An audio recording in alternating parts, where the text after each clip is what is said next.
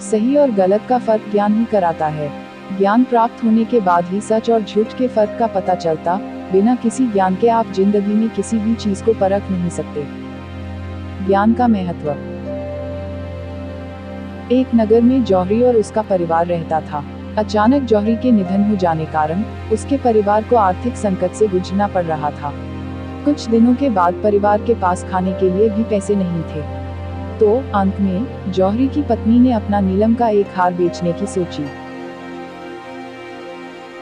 जौहरी की पत्नी ने अपने बेटे से कहा कि बेटा यह हार लेकर जा और अपने चाचा जी की दुकान पर बेचकर कुछ पैसे ले आना। बेटा उस हार को लेकर चाचा जी के पास गया। उसके चाचा जी ने नीलम के हार को ध्यान से देखा, उसे कुछ रुपए देते हुए बोले, अभी तुम कुछ पैसे रखो, और फिर समझाया कि अभी बाजार में मंदी है, अभी इस हार को मत बेचो।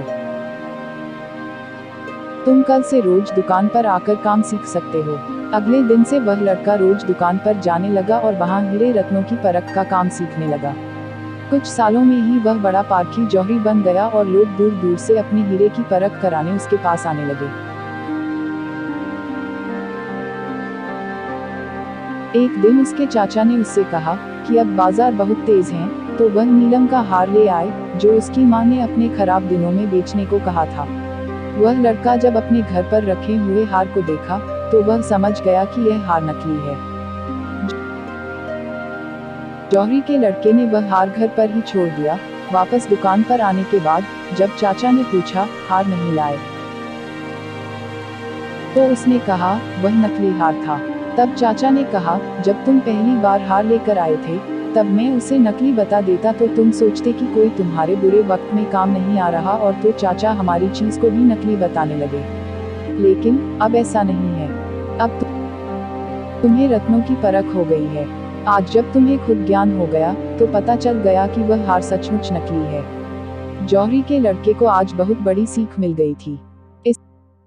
दोस्तों, अक्सर हमारी जिंदगी में भी कई ऐसे मौके आते हैं जब हम अपने कम ज्ञान और गलत विचारों से घिरे होने के कारण भी सही बात को भी गलत मान लेते हैं।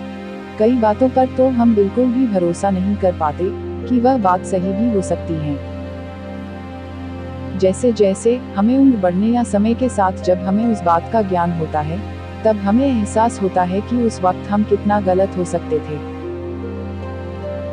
इसलिए आप भी अंधकार में रहकर किसी भी चीज की परख नहीं करें। हमेशा सच्चाई को जानने की कोशिश करनी चाहिए, जिससे हम कभी भी धोखा न खाएं और दूसरों के प्रति घृणा के शिकार ना हो।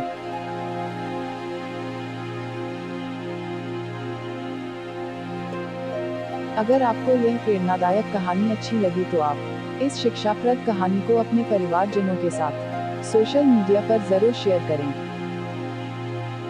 और हमारे चैनल को जरूर सब्सक्राइब करें।